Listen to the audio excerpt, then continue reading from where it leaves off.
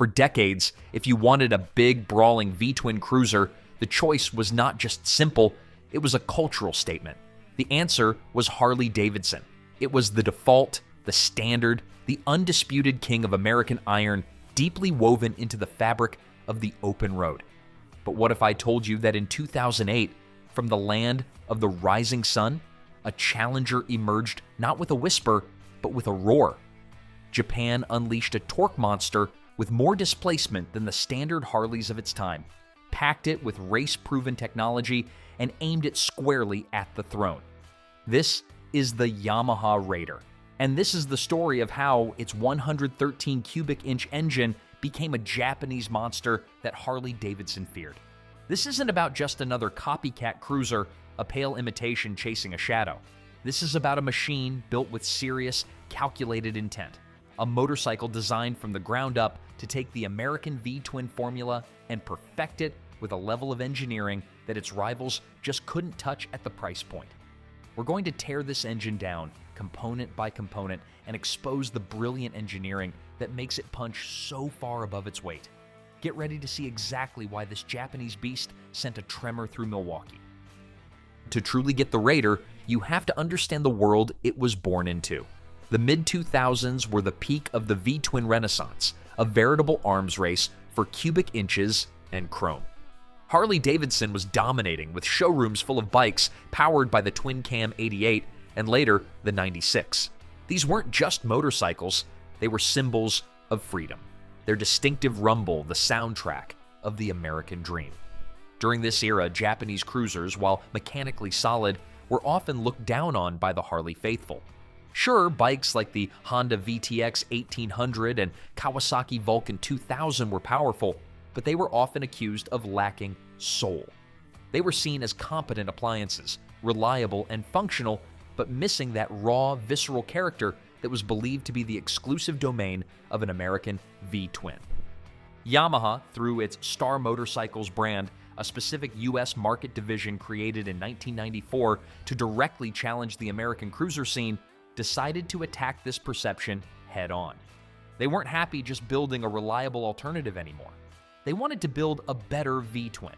Not just better on a spec sheet, but better on the road, with more power, more technology, and a personality all its own. The mission was clear. Fuse the soul and style of a custom American chopper with the precision engineering Yamaha was famous for. This wasn't just about competing, it was firing a shot across Milwaukee's bow. The result of this ambition was the Raider, a machine that won Metric Cruiser of the Year at the 2008 V-Twin Expo right out of the gate. And at its core was an engine that was, in every sense of the word, a monster. An 1854 cubic centimeters air-cooled beast designed to hunt Harleys. But before we rip this 113 cube V-twin apart bolt by bolt, hit that like button. It tells YouTube you want more garage deep dives. Subscribe and ring the bell so you don't miss when we expose the ceramic-lined cylinders and EXUP valve that Harley still doesn't use. Let's tear into the Japanese monster. This is where the real story begins, the engine. At a glance, it looks the part. A massive, air-cooled, 48-degree V-twin with traditional push rods, a deliberate choice to achieve that classic, low-slung cruiser aesthetic. But beneath those polished cooling fins, Yamaha's engineers stuffed technology that was years ahead of the contemporary competition. Let's start with the numbers, because they tell a compelling story. The Raider's engine displaces 113 cubic inches, or 1,854 cubic centimeters. When it launched, the standard Harley Big Twin was the twin-cam 96 cubic inches, or 1,584 cubic centimeters. Yamaha didn't just step into the ring, they stepped in as the heavyweight. Even Harley's top-of-the-line CVO models, with their Screamin' Eagle 110 cubic inch engine, were just a hair smaller. But displacement is just a number if you can't use it effectively. And that's where the Japanese engineering truly shines. One of its main style rivals was the Harley-Davidson Rocker, a bike with a similar factory custom chopper look. In head-to-head tests, the Raider's engine was in another league. Cycle World's 2008 comparison showed the Raider hitting 0 to 60 in 3.8 seconds and running the quarter mile in 12.09 seconds, while the Rocker was significantly slower. It's definitive proof of the old saying, there's no replacement for displacement, especially when it's engineered this well. Now let's talk about the heads, the very lungs of the engine. You might hear the Raider's engine called a Hemi, but the reality is even more impressive. Each cylinder has 4 valves, not the 2 found in a Harley of that era. These valves are arranged in a pent-roof combustion chamber, a design perfected on Yamaha's championship-winning sport bikes. Think of it this way. A traditional 2-valve engine is like trying to breathe through a pair of small straws. A 4-valve pent-roof design is like breathing through 4 massive pipes. It allows the engine to gulp down the air-fuel mixture and blast out exhaust with incredible efficiency, a concept known as improving volumetric efficiency. This design means more complete combustion and more power out of every single power stroke. While the Harley was sipping air, the Raider was inhaling it through a fire hose. But making more power generates more heat, and heat is the mortal enemy of performance and longevity. This is where Yamaha pulled a trick straight from its superbike racing program: ceramic composite plated cylinders. Instead of pressing heavy, heat-insulating steel liners into the aluminum cylinders, Yamaha used a proprietary process to spray a super hard ceramic material, a nickel matrix infused with silicon carbide particles, directly onto the aluminum cylinder walls. This technology came right from legendary sport bikes like the YZF R1. The benefits are threefold and massive. First, it's significantly lighter than steel. Second, it transfers heat away from the combustion chamber with incredible speed, keeping the engine at a stable operating temperature even under heavy load. And third, the surface is unbelievably slick, which drastically reduces friction between the piston rings and the cylinder wall. That means less wasted power and a more durable engine with tighter, more reliable tolerances. This wasn't just a cruiser engine, it was a cruiser engine with the DNA of a race winner. One of the most interesting choices Yamaha made was sticking with push rods to actuate those 8 valves. In the world of high-performance Japanese motorcycles, overhead camshafts are king. So why use what some might dismiss as old-fashioned technology? The answer is a masterful blend of style and substance. Pushrod engines are vertically compact, which is absolutely critical for achieving the low classic V-twin silhouette that defines the chopper aesthetic. But Yamaha didn't just copy an old design, they perfected it. They employed modern, lightweight materials to create a valve train that was both light and robust, allowing the Raider's engine to rev to its 4,500 RPM power peak without any hint of the instability or valve float that can plague older pushrod designs. It was the perfect paradox: old school cool, new school performance. They delivered the quintessential look and the stump-pulling low-end torque of a classic pushrod twin, but with the high RPM breathing capacity of a modern multi-valve engine. And that brings us to the Raider's secret weapon, a piece of tech utterly alien to its American competitors at the time, the EXUP valve. Standing for Exhaust Ultimate Power Valve, this is a small, computer-controlled butterfly valve located in the exhaust collector. To the casual observer, it's just a little lump in the pipe, but its effect on the engine's character is monumental. At low RPM, the valve remains partially closed. This creates back pressure, which manipulates the exhaust pressure waves to help pull more of the fresh air fuel charge into the cylinders during valve overlap. The result is a dramatic kick in low-end and mid-range torque. As you twist the throttle and the revs climb past about 3,500 RPM, a servo motor seamlessly opens the valve, allowing the engine to breathe freely for maximum top-end horsepower. For the rider, this sophisticated system means that the dreaded torque dip, a flat spot in the power band that plagues many large displacement V-twins, is just gone. The power delivery is a massive flat table of torque that's available from just off idle. No dead spots, no waiting for the power to kick in, just instant relentless pull. It's the secret to the Raider's freight train character, giving you a seamless wave of acceleration from 2,500 RPM to its red line. This technology, first developed for Yamaha's FZR sport bikes in the late 1980s to win races, was now dominating the streets on a custom-style cruiser. All this groundbreaking engine technology would be for nothing if the rest of the motorcycle wasn't up to the task. Yamaha's engineers understood that an engine is a complete system, and they obsessed over every single detail to support its massive output. Feeding this 113 cubic inch beast is a sophisticated twin-bore electronic fuel injection system. Each cylinder gets its own dedicated throttle body, and fuel is delivered by wide-angle 12-hole injectors. This is sport bike-level technology, creating a perfectly atomized fuel mist for a clean, efficient burn that maximizes power and provides incredibly crisp throttle response. Air is gulped in from a huge 3.5-liter airbox cleverly hidden under the fuel tank, ensuring the engine never gasps for breath. But raw power is nothing without character, and Yamaha knew the sound and feel were paramount. The engine is a 48-degree V-twin with a single-pin crankshaft, the classic time-honored recipe for that lumpy, offbeat idle that V-twin lovers crave. It gives the bike a pulse, a mechanical heartbeat you can feel at a standstill.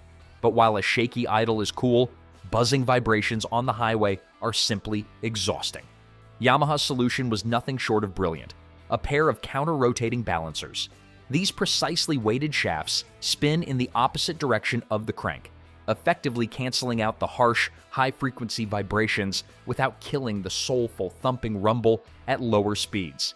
It's the best of both worlds. All the personality you could ever want around town, but smooth and comfortable when you're eating up miles on the freeway.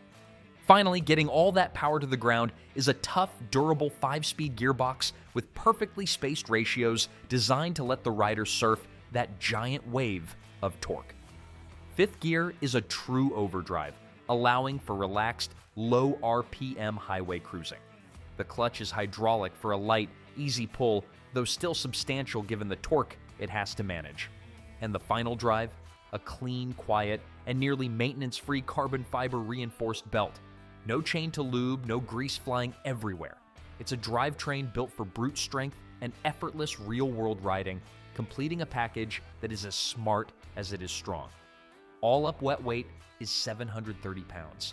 About 60 pounds heavier than a Softail standard, but you're getting an aluminum frame and shaft-beating torque for that extra mass. So, what is all this tech? The 4-valve heads, the ceramic cylinders, the counterbalancers, the EXUP valve actually feel like when you're on the road? In a single word: authority. The moment you twist the throttle, you understand. There's no hesitation, no waiting. There's just an immediate, massive, earth-moving surge of torque that feels like it could rip a stump out of the ground. Yamaha claims a peak torque of 123 foot-pounds at just 2,500 RPM. Independent dyno runs show about 83 to 85 horsepower at the rear wheel, still enough to smoke that 210-section rear on command. Let that sink in. Peak torque is available at an RPM where most other engines are just waking up. On a contemporary Harley Rocker with its twin-cam 96, you'd get about 86 foot-pounds of torque, and you'd have to rev it higher to find its sweet spot. The Raider produces more torque from 1,500 RPM than the Harley does at its absolute peak. On the Raider, a lazy roll of the wrist is all it takes to blast past traffic. You don't need to downshift, you don't need to plan your passes, you just decide you want to be there. And the bike puts you there with startling immediacy. It's a feeling of total, absolute command. On the highway, the bike just lopes along, the massive engine barely working. But even in top gear at 70 miles per hour, the roll-on acceleration is arm-stretching. You can feel that EXUP valve doing its job, delivering seamless, uninterrupted power the instant you ask for it. Compared to its American rivals at the time, the difference was stark and undeniable. A Harley Rocker had its own raw charm and undeniable brand cachet, but the Raider felt like a precision instrument of power. The power delivery was smoother, the engine felt more refined, and the sheer force of its acceleration was consistently in a different class. Magazine comparison tests from the era consistently placed the Raider's engine performance far ahead of its direct competitors. It was faster, stronger, and more technologically advanced. It had soul, but it was a soul powered by a brilliant, high-tech heart that redefined what a big V-twin could be. So now let's address the elephant in the room. Was the Raider really a Harley killer? Was it the monster that Milwaukee truly feared? The answer, like the bike itself, is more complex than a simple yes or no. From a pure engineering and performance standpoint, The answer is an unequivocal, resounding yes.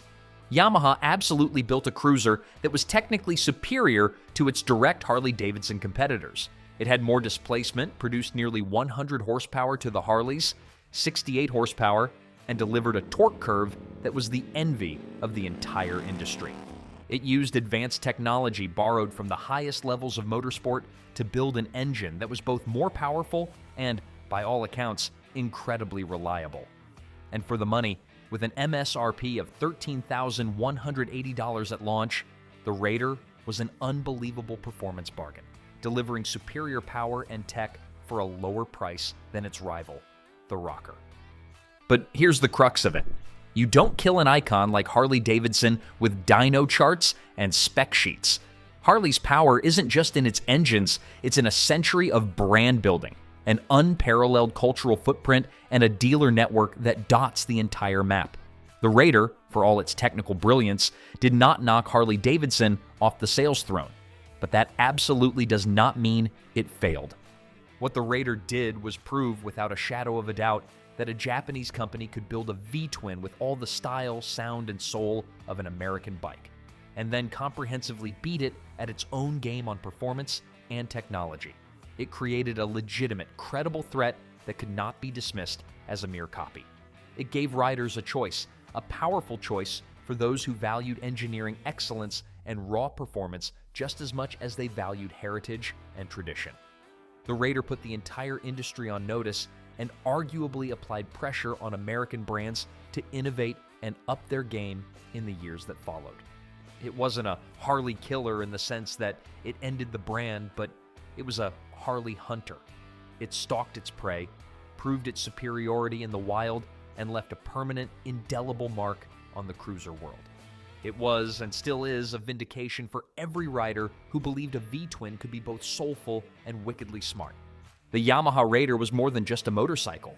It was a powerful statement etched in aluminum and steel. It was Yamaha drawing a line in the sand and declaring that the heart of a custom cruiser could beat with the precision of a sport bike.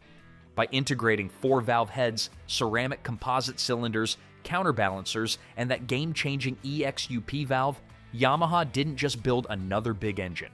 They crafted a V-twin masterpiece that delivered on the promise of effortless, overwhelming torque. The Raider proved that a Japanese cruiser could have all the soul of an American V-twin, but with a high-tech heart that gave it a clear and undeniable performance edge. It remains a cult favorite and a legend in the world of power cruisers for a very good reason. It's a monster, born of brilliant engineering. But what do you think? Was the Raider's technical superiority enough to tempt you away from American Iron back in 2008? For those who have ridden one, how much of a difference does that EXUP valve truly make? Let me know your thoughts down in the comments below. And if you enjoyed this deep dive into one of Japanese greatest cruiser engines, hit that like button, subscribe for more, and ring that bell so you don't miss what's next. Ride safe, ride hard, and we'll see you in the next one.